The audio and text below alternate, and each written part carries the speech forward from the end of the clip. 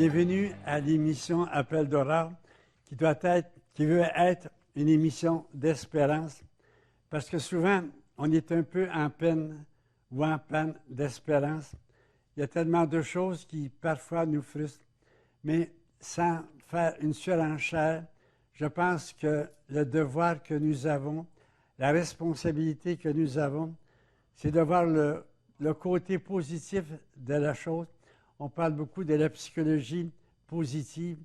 Bon, à mon avis, on en met un peu trop sur son dos, mais qu'importe.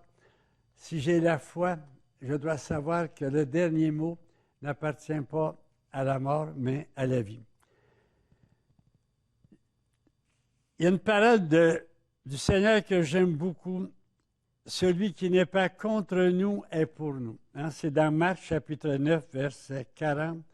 Celui qui n'est pas contre nous. C'est très positif.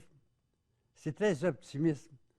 Est-ce que nos enfants, nos petits-enfants, je parle de parents qui sont pratiquants ou de grands-parents qui sont pratiquants, est-ce qu'ils sont contre votre foi ou contre notre foi? C'est rare. C'est très rare. Alors, s'ils ne sont pas contre, ils sont pour. J'aimerais donc ça que l'on ait en tête, au point de départ, cette parole tellement belle, qui n'est pas contre nous, est pour nous. Il peut être en apparence indifférent, parfois un peu railleur, mais au fond, il n'est pas contre nous. Mais il y en a qui sont contre, qui sont radicalement contre. Il y a des athées qui sont partis en guerre contre la religion, diabolisant la religion. Elle n'a jamais rien fait de bon. Elle est une catastrophe. Il faut l'oublier. Alors, nous avons souvent un athéisme agressif et qui fait du prosélytisme. On a ça au Québec, il faut le reconnaître. Et c'est de ça dont je voudrais parler. Alors, quand j'entends des gens qui, à tout propos, se disent athées, ils sont fiers de l'être. Ça n'a aucun rapport avec le contexte, mais ils sentent besoin de dire qu'ils sont athées. Quand ils se disent comme ça, athées, à temps et à contre-temps, ça me laisse un petit sourire aux lèvres en disant « Mon Dieu, mon Dieu, mon Dieu ». Vous faites ça par conformisme. Jadis, au Québec, il y avait le conformisme catholique. Puis il fallait du courage pour se dire athée. Beaucoup de courage. Ça allait de soi, c'était le conformisme catholique. Maintenant, c'est le conformisme athée. Ça ne demande aucun courage pour dire qu'on est athée au Québec. Au contraire, ça paraît plutôt bien. Alors, quand j'entends des gens qui s'autoproclament athées, et qui le disent, qu'on le dise à l'occasion, quand ça s'impose, je comprends. Mais le dire à tout propos. Je ne sais pas s'il va pleuvoir demain, mais moi, je suis athée. Bon, j'exagère l'exemple. Ça me donne un goût un peu amer, en me disant, mon Dieu, ça ne demande aucun courage. Diaboliser la religion. Mais moi, ça ne me dérange pas trop parce que c'est ce qu'on a cru nous-mêmes, mais ils font ça à l'envers. Dans le sens que, jadis, la religion était sacrée. La religion catholique. Là. Dire qu'elle ne s'était jamais trompée. Moi, j'ai étudié ce qu'on appelle l'apologétique. L'Inquisition, ça n'a pas été une erreur. C'est fondé, ça s'explique, ça se justifie. L'Inquisition. Un peuple, une fois, ça faisait l'unité, donc on n'a pas fait d'erreur. Les croisades, on a mis de côté des adversaires de l'Église, puis c'était correct. On n'a pas fait d'erreur jamais. Le cas de Galilée, ce n'était pas une erreur. On a tout justifié. L'apologétique. L'Église n'a jamais fait d'erreur. Moi, l'Église que j'ai appris au collège, c'était une Église qui ne s'était jamais trompée. Jamais. Vous comprenez? Alors, aujourd'hui, l'Église s'est toujours trompée. Elle n'a fait rien de bon. Il faut donc la mettre de côté, on la diabolise. Vous voyez, c'est un renversement, mais qui est au fond la création d'une nouvelle religion. Et dans le temps, quand tu n'étais pas aligné sur le catholicisme, tu étais excommunié. Alors, eux, si jamais tu défends les- la religion, on te met de côté. Tu sais, au fond, on appelle ça la nouvelle religion. Moi, bon, je ne veux pas mépriser ça. Je comprends ça. Puis en même temps, je suis un petit peu déçu. Il reste comme accroché de telle manière que c'est facile. Ils prennent juste la contrepartie de ce que moi j'ai cru. En d'autres mots, ils se réfèrent à moi. En d'autres mots, la mémoire qu'ils ont de la religion est une mémoire perverse. Je me dis, c'est un peu dommage de toujours être dans cette perspective du temps. Il me semble que les athées auraient des belles choses à m'apprendre. On a demandé au Dalai Lama, qu'est-ce que vous pensez des gens qui, catholiques, deviennent bouddhistes? Je ne suis pas porté à ça. Je ne suis pas fort là-dessus. Je n'encourage pas beaucoup ça. Qu'ils creusent plutôt leur tradition religieuse. Moi, j'ai une de mes grandes amies à Québec, Marino, elle est musulmane. Elle vient à toutes mes conférences à Québec. J'ai jamais, mais jamais fait le moindre effort pour qu'elle devienne catholique. Je la trouve belle protestante. Je l'encourage à creuser son credo musulman. Moi, en tout cas, je pense que de toute ma vie sacerdotale, j'ai fait aucune conversion. Enfin, si j'en ai fait, c'est à mon insu, je ne pourrais pas en nommer. Je n'ai jamais fait d'effort pour faire du prosélytisme, pour amener des gens à changer leur religion, même changer leur athéisme. C'est plutôt de creuser dans l'athéisme. Il y a des très belles choses qu'ils pourraient nous donner. Il me semble que les athées pourraient rendre beaucoup de services aux croyants, mais en creusant. Si je pense à José Blanchette du Devoir, là, un de ses grands amis, c'était le Père Benoît. Oui. Et qu'elle l'aimait donc. Elle le célébrait, le Père Benoît Lacroix. Alors, il me semble que les athées qui se disent athées, qui dénigrent la religion, qui la diabolisent, qui excommunient ceux qui ne sont pas de leur avis, ils font d'une nouvelle religion, mais elle n'a pas de racines dans le Québec. Il me semble qu'ils sont à côté de notre histoire. Si je donne l'exemple, André Comte-Sponville, c'est un athée notoire en France. Et cet athée-là creuse dans la richesse de la culture judéo-chrétienne. Et pour lui, il n'y a pas la foi, mais la fidélité. La fidélité aux grandes valeurs qui ont fondé la France, qui ont fondé l'Occident. Coup de chapeau. Je l'aime beaucoup, cet athée. Mais quand je vois des gens qui balancent tout le passé, ils sont à côté de l'histoire. Pour eux, la religion catholique ou la religion protestante, la religion chrétienne plus généralement, qu'ils le veuillent ou non, c'est ce qui a permis à leur grand-père de pouvoir écrire, lire, puis d'avoir les soins de santé.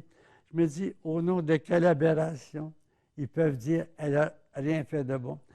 Il y a eu des excès, c'est sûr, puis on les reconnaît, puis on en demande pardon. Mais est-ce que c'est une raison pour dire « elle n'a rien fait de bon ». Au contraire, ce n'est pas notre histoire. Et j'aime beaucoup ce que Simone Veil disait. Pour progresser, il faut aimer son histoire. Si tu ne l'aimes pas, si tu la renies, tu commences quelque chose d'à côté à neuf. Et quel est l'avenir de cela? On a raison d'aimer notre histoire avec discernement, non pas en sacralisant nos évêques, les prêtres, puis la religion catholique. Elle a fait des abus jusque-là. Puis moi-même, j'en suis. Tu sais, quand on était professeur au séminaire, là, on n'acceptait pas des discussions. C'était ça parce que c'était ça. Et moi-même, sans mauvaise volonté, jamais, il y a eu comme des espèces, pas d'abus de pouvoir, mais d'autorité. Je le regrette, mais enfin, ça s'est passé. Mais il y avait, à travers ça, il y avait là une bonne volonté, c'est donner sa vie aux jeunes, donner sa vie pour la santé. Et que j'aimerais donc m'adresser là, aux athées. Ce que Cicéron appelait les petits philosophes. Je trouve ça beau, son expression. Les petits philosophes qui veulent me culpabiliser parce que je crois à l'immortalité. Parce que les Grecs, comme vous savez, beaucoup croyaient à l'immortalité.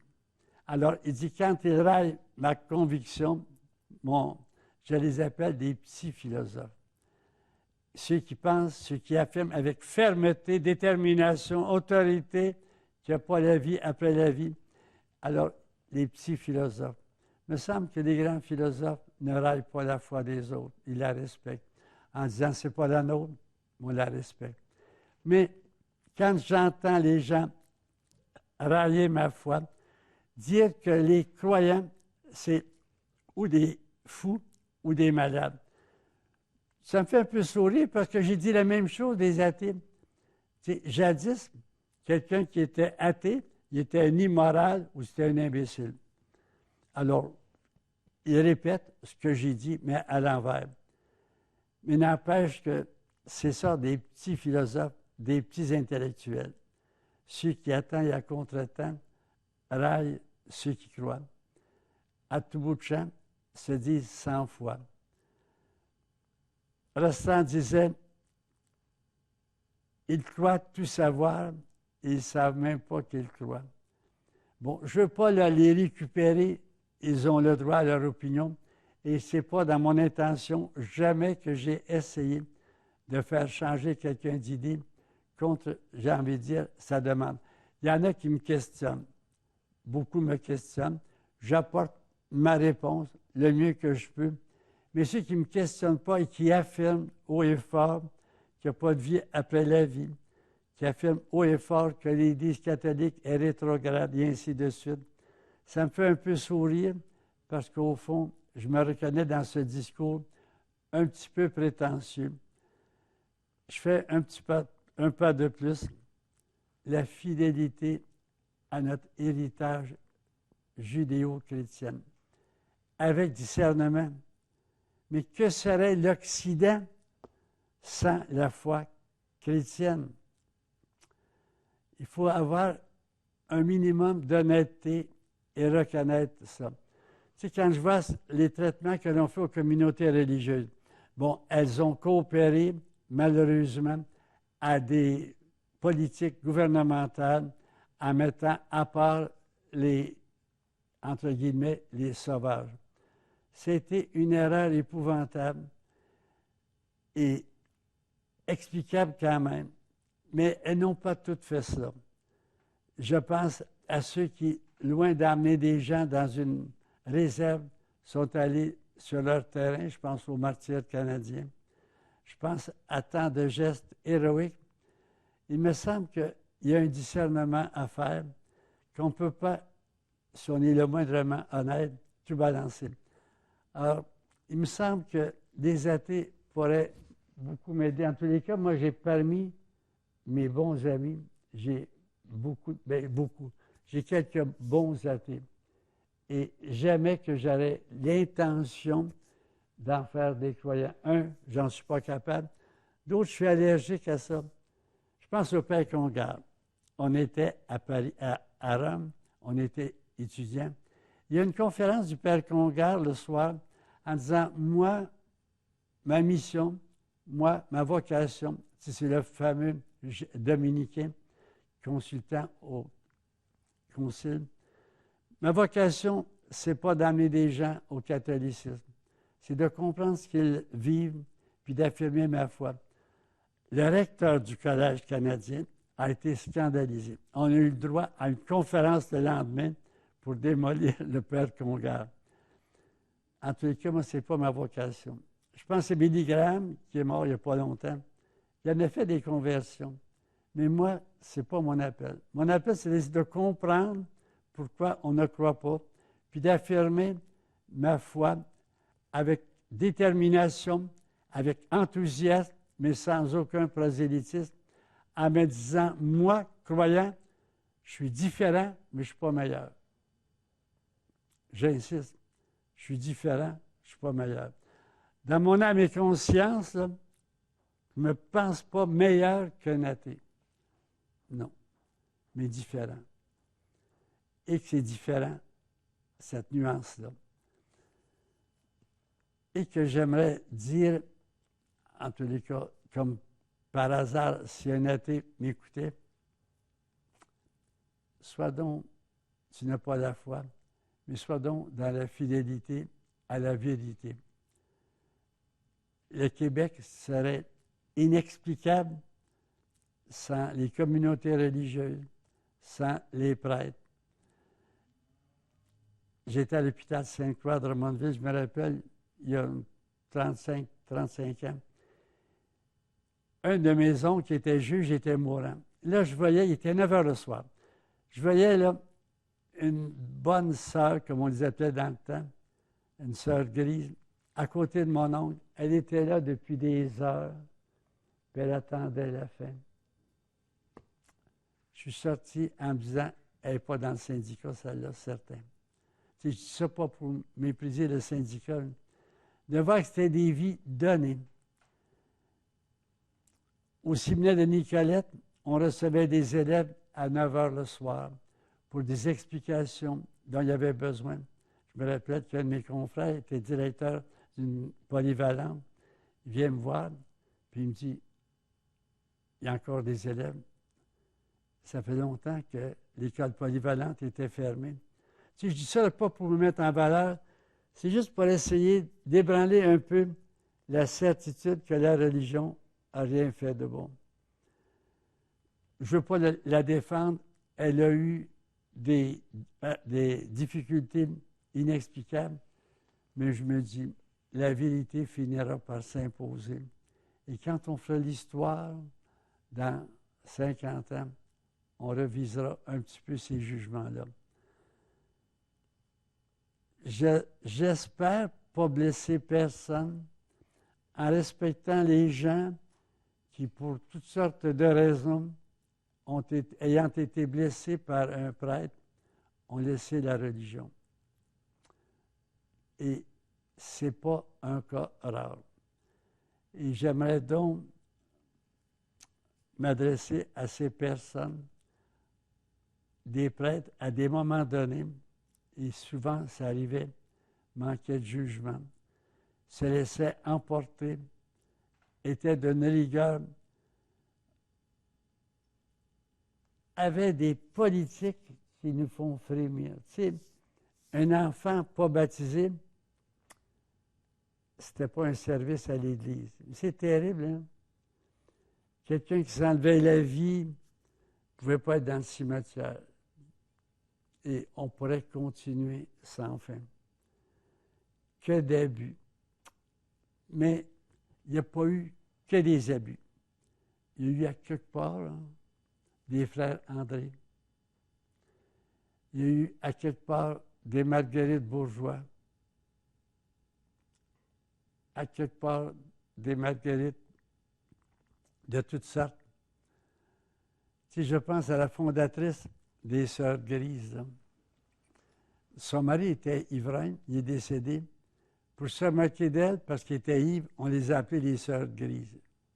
Elle a accepté ça. Elle a même pris ce nom-là, les Sœurs Grises. On rappelle toujours les abus.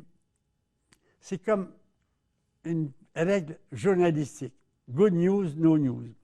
Alors, c'est toujours la manchette. C'est quand tu regardes le journal le matin, c'est toujours quelque chose qui ne va pas. Toujours. Enfin, toujours. Presque toujours. Ça me fatigue un peu. Mais ça fait partie de la culture. Ça ne veut pas dire que c'est des radios poubelles. Sauf que si quelqu'un a la parole facile, s'il y a une parole pessimiste, provocatrice, ça passe. On ne laisse pas beaucoup de place à la parole qui comprend, à la parole qui inclut. Ça ne fait pas partie de la rentabilité des médias. Mais il y a des exceptions, hein? J'ai envie de nommer la télé communautaire des Bois-Francs et tant d'autres du reste. Il ne faut pas parler de Radio Ville-Marie. Je fais une petite autre réflexion. Les athées nous rendent service. Moi, en tout cas, là, ils nous amènent à creuser nos bêtises, à les regretter. 1. 2. On nous a tellement mis sur un piédestal qu'on nous mette dans le paillasson. Ça va. 3. L'humilité, c'est pour moi tellement un beau défi. Tu sais, je pense à un cardinal, le cardinal Marie Delval, secrétaire d'État au début du 20e siècle, l'un des plus grands serviteurs du Vatican, le cardinal Marie Delval. Il disait, « Seigneur, fais qu'un jour, je puisse me réjouir d'être exclu, incompris, jamais visité, jamais consulté. Fais qu'un jour, non seulement j'accepte ça, mais fais qu'un jour, je me réjouis de cela.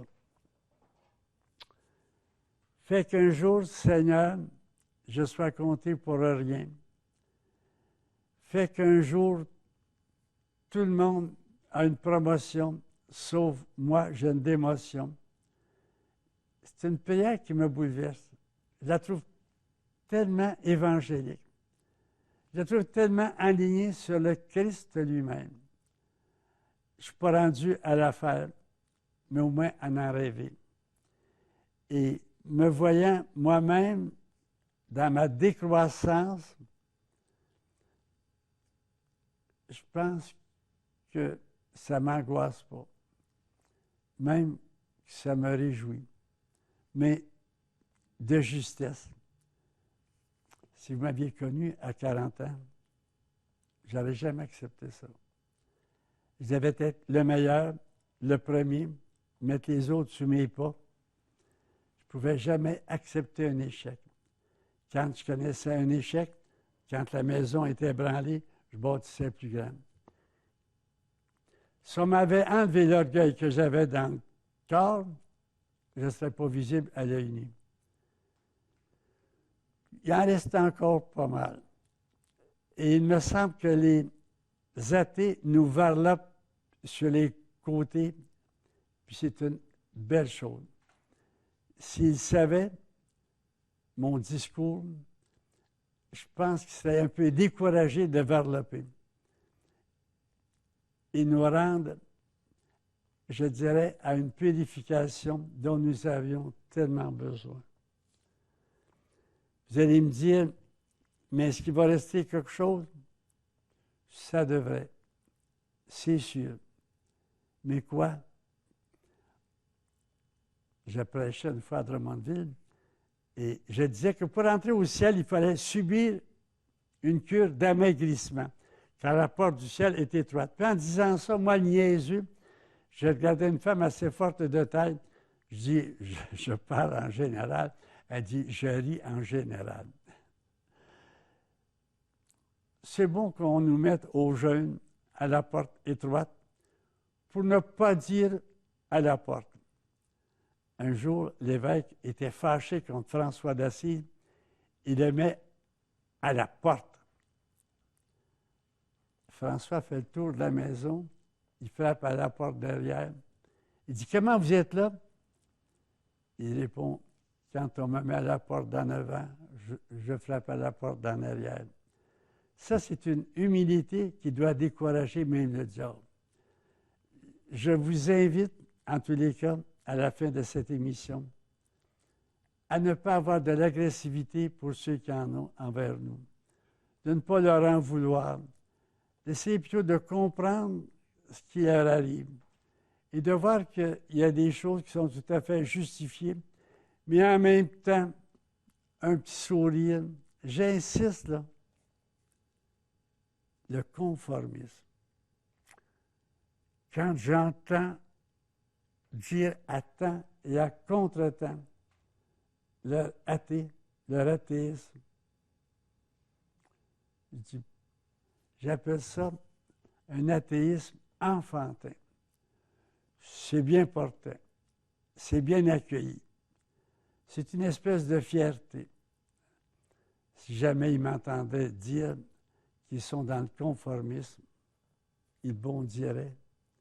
Mais je pense qu'ils auraient un peu de misère à justifier leur colère. C'est bien porté aujourd'hui. Quel sera l'avenir de tout cela? Je n'en sais rien. Je vis le moment présent en rendant grâce au bon Dieu avec un extrait de psaume. Vous voulez l'écouter avec moi?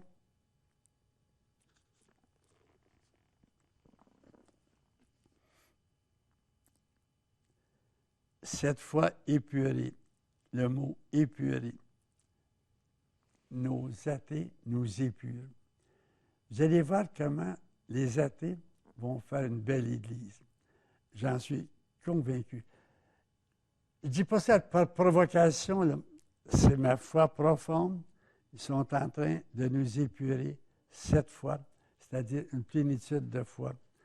Alors, je dis aux petits intellectuels, sans me moquer d'eux, c'est le mot de Cicéron. Merci.